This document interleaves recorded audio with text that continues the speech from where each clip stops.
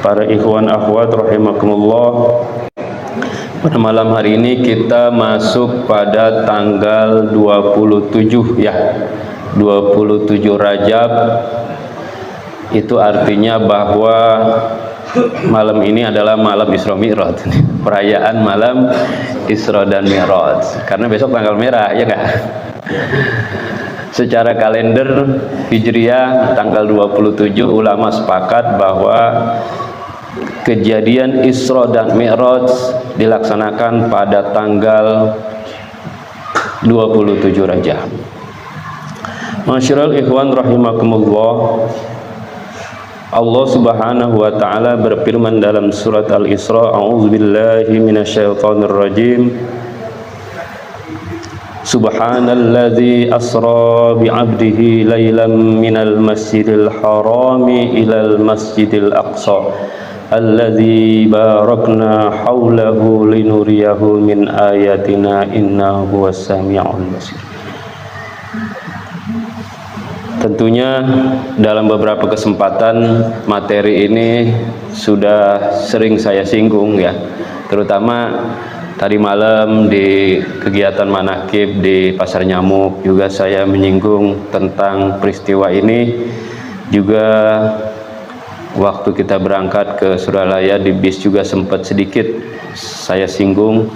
Akan tetapi lebih abdolnya lagi malam ini, karena malam ini bertepatan kita merayakan suatu peristiwa yang dahsyat, peristiwa yang mana ini adalah mukjizat kedua Nabi kita Muhammad sallallahu alaihi wasallam setelah Al-Qur'an. Jadi ulama-ulama, khususnya ulama min ahlillah ya, ulama tasawuf beranggapan bahwa peristiwa Isra Mi'raj adalah mukjizat terbesar kedua setelah Al-Qur'an. Mukjizat ini adalah sesuatu yang luar biasa yang terjadi pada diri Nabi kita Muhammad sallallahu alaihi wasallam. Kalau sesuatu yang luar biasa yang terjadi pada kekasih Allah waliullah itu disebutnya apa? Karomah ya. Tapi sesuatu yang luar biasa yang terjadi pada diri Nabi dan Rasul itu adalah mukjizat. Mukjizat ini beda dengan mukjizat para nabi yang lainnya.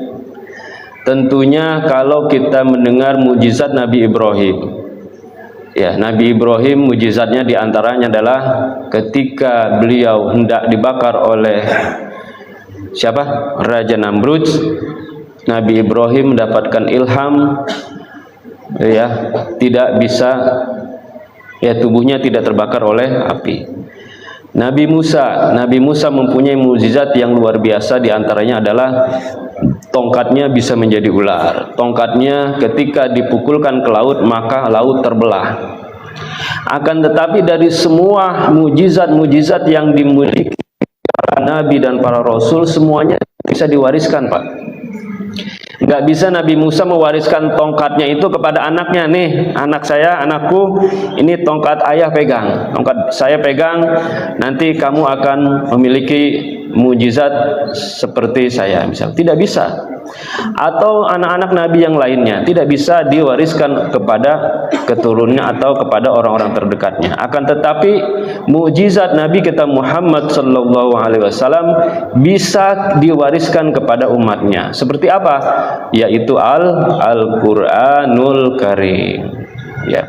Al-Quran ini adalah mukjizat terbesar yang bisa kita amalkan, kita gunakan sebagai pegangan hidup kita untuk bekal kita hidup di dunia, lebih-lebih hidup di akhirat. Ya. Al-Quran juga sebagai sumber hukum bagi umat Islam. Ya. Taraktu fikum amrain lang tadillu bihima, yaitu kitabullah wa sunnati Rasulullah. Aku tinggalkan kepada kalian semua dua perkara. Dua hal, yang pertama adalah kitabullah, yaitu kitab Al-Quran, dan sunnah Rasulullah sallallahu alaihi wasallam. Ketika kita mengamalkan dua yang dipesankan oleh Rasulullah SAW, insya Allah kita akan hidup selamat di dunia, lebih-lebih di akhirat.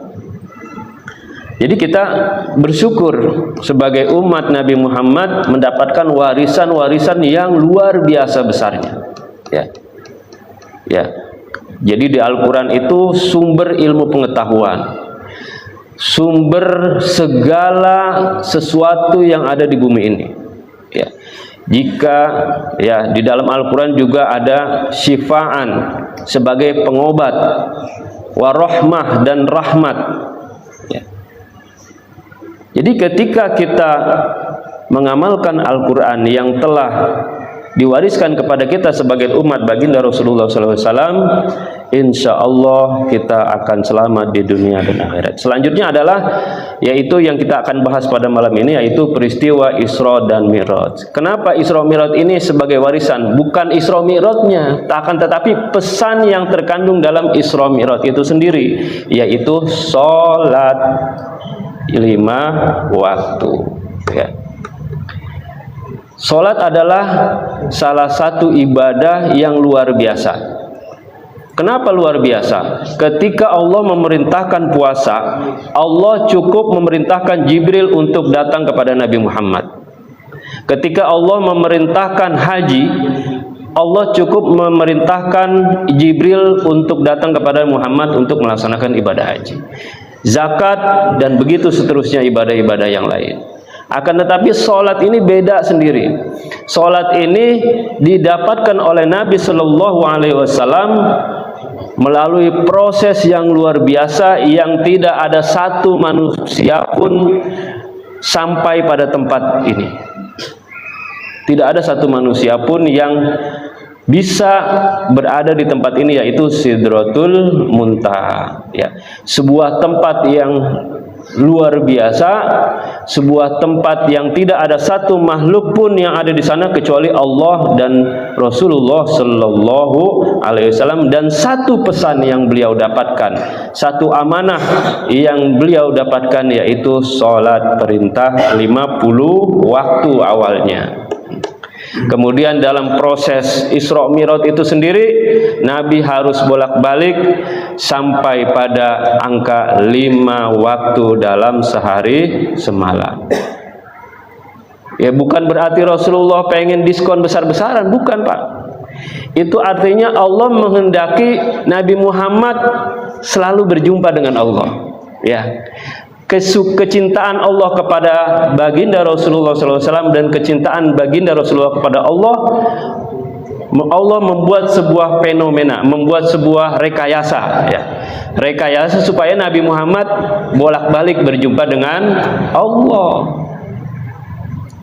Dan perjumpaan itu yang didapatkan adalah sholat. Ya, Nabi Muhammad bersabda, as-sholatu mi'rajul mu'minin. Salat itu adalah mi'rajnya orang mukmin. Jadi kita sebagai orang yang beriman, seorang hambanya Nabi kita Muhammad SAW, umatnya baginda Rasulullah, juga bisa bermi'raj melalui apa? Melalui salat ini. Ya. Dengan cara apa? Dengan salah melaksanakan sholat secara syariat dan thariqah. Nggak bisa sholat hanya syariat saja, nggak bisa mi'raj Pak. Nggak bisa. Karena sholat secara syariat hanya dilakukan oleh badan saja, kulit saja. Nggak bisa orang yang sholatnya secara syariat saja nggak bisa mi'raj kepada Allah Subhanahu wa Ta'ala. Nggak bisa.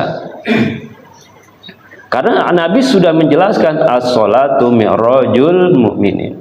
Dan guru-guru kita, para ahli-ahli tasawuf, ketika mereka ingin mendekatkan diri kepada Allah, ya, mereka menjalui jalur sholat ini. Ya, karena sholat adalah termasuk zikir kepada Allah Subhanahu wa Ta'ala.